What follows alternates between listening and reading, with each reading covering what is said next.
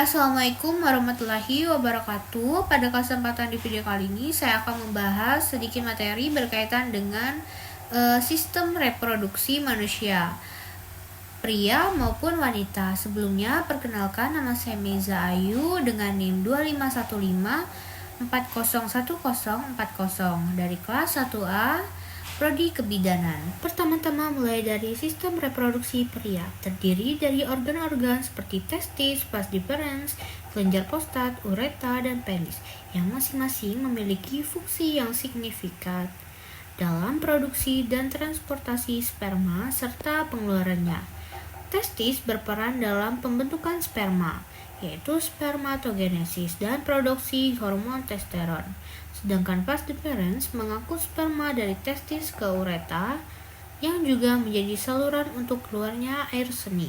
Kelenjar prostat menghasilkan cairan yang membantu melindungi dan memberikan nutrisi pada sperma. Sementara penis merupakan organ eksternal yang berfungsi dalam penetrasi selama hubungan seksual. Proses spermatogenesis berlangsung di tubulus seminiferus dengan bantuan hormon LH dan FSH dan memerlukan suhu yang lebih rendah dari suhu tubuh yang berjalan optimal.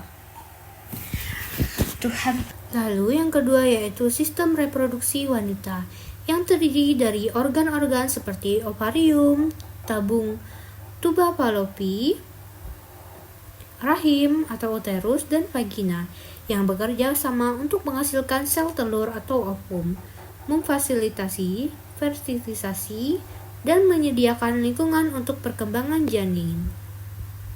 Ovarium berfungsi sebagai tempat pembentukan dan pematangan sel telur, serta menghasilkan hormon estrogen dan progesteron, sedangkan tabung Fallopi menjadi tempat terjadinya fertilisasi antara sel telur dan tempat sperma. Rahim berperan sebagai tempat implementasi embrio dan pertumbuhan janin selama kehamilan, sementara vagina berfungsi sebagai saluran keluar selama persalinan dan hubungan seksual. Proses siklus menstruasi diatur oleh hormon seperti FSH, LH, estrogen, dan progesteron yang mempengaruhi pematangan folikel, ovulasi, dan perubahan pada lapisan endometrium rahim. Sistem ini juga memiliki kemampuan untuk memproduksi sel telur dan menyiapkan tubuh untuk kehamilan jika fertilisasi terjadi. Berikut contoh bagian-bagian pada sistem reproduksi pria dan wanita beserta nama-namanya. Selanjutnya yaitu proses kehamilan.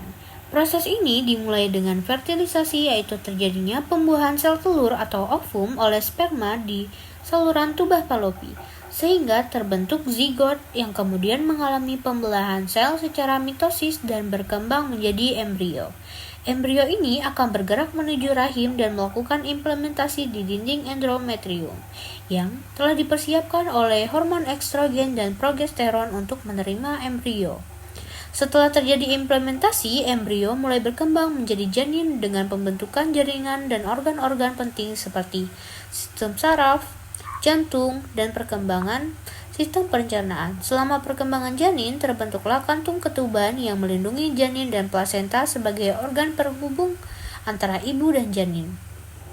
Plasenta berfungsi sebagai tempat pertukaran oksigen, nutrisi, dan limbah antara ibu dan janin, serta menghasilkan hormon-hormon, progesteron, dan estrogen yang berperan dalam mempertahankan kehamilan dan menyesuaikan perubahan fisiologis pada tubuh ibu. Perubahan fisiologis tersebut mencakup peningkatan ukuran rahim, perubahan hormonal, peningkatan aliran darah ke uterus, serta adaptasi sistem kardiovaskular, respiratori, dan renal untuk mendukung pertumbuhan janin sehingga mencapai usia kehamilan yang cukup untuk dilahirkan. Proses kehamilan berlangsung sekitar 40 minggu dan berakhir dengan persalinan yang ditandai oleh kontraksi rahim dan permukaan serviks. Jadi kesimpulannya, sistem reproduksi manusia terdiri dari dua bagian utama, yaitu sistem reproduksi pria dan sistem reproduksi wanita. Pada pria, organ-organ utamanya meliputi testis yang berfungsi sebagai tempat reproduksi sperma dan hormon testosteron, van Deferens yang berperan dalam pengangkutan sperma dan kelenjar prostat serta kelenjar bulboreal yang menghasilkan cairan seminal untuk melindungi dan memperkuat motilitas sperma. Sementara itu, pada wanita, organ-organ reproduksi meliputi ovarium yang bertugas menghasilkan sel telur dan hormon estrogen serta progesteron, uretus sebagai tempat implementasi embrio dan saluran tuba Fallopi yang menjadi jalur perjalanan sel telur menuju uterus. Proses reproduksi dimulai dengan ovulasi, yaitu pelepasan sel telur dari ovarium yang kemudian dapat dibuahi oleh sperma di saluran tuba. Jika pembuahan terjadi, sel telur yang telah dibuahi akan berkembang menjadi embrio dan bergerak menuju uterus untuk melakukan implementasi sehingga implementasi berhasil. Tubuh wanita mulai menghasilkan hormon HCG yang mempertahankan lapisan endometrium agar siap mendukung pertumbuhan janin. Proses ini menandai awal kehamilan yang akan berlangsung selama sekitar 40 minggu sehingga terjadi kelahiran keseluruhan. Proses ini merupakan interaksi kompleks antara anatomi dan fisiologi yang teratur dan sangat penting untuk kelangsungan makhluk hidup spesies manusia.